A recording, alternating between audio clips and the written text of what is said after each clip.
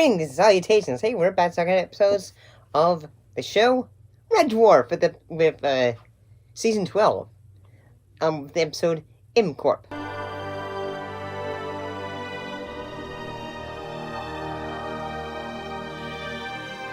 After Red Dwarf receives a long overdue software update, the crew learns their employee has been purchased in a takeover by Corp, the universe's largest multinational conglomerate. So at the beginning of the episode, Dave, ends up having a heart attack, and then afterwards, he has, he's basically gonna say, okay, finding all of them and trying to figure, what's going wrong. But eventually, he's trying to fix it, okay, I'm having a bit of health trouble, but eventually one thing that happens, they have a meeting of MCOR, who are pretty big. But what happens after that, anything that's not MCOR related, meaning some members of the crew, after they end up talking for a little bit, poof! Room has become invisible. So is Cat. They end up disappearing.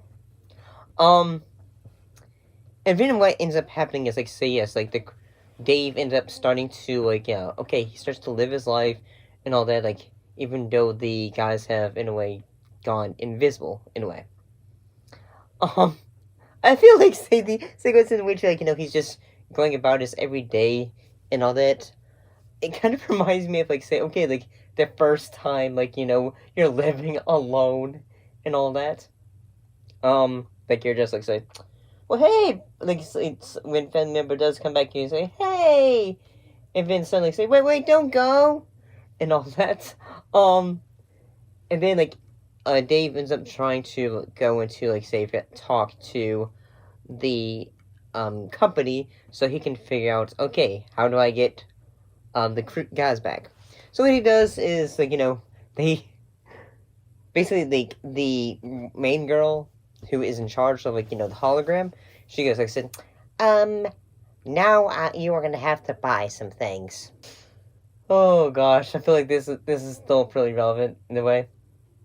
So, and then, she ends up creating a bunch of sequences in which, he's gonna have to spend money to basically try to figure, figure things out. Stopping a fire and such. Just $600 pounds. No, I'm not buying one. I'm taking a stand. Okay, I am buying one. I'm not taking a stand. For an additional payment, would you like to purchase insurance for your fire extinguisher, Dave? Yeah, fine, whatever. Just give me the smeggen extinguisher.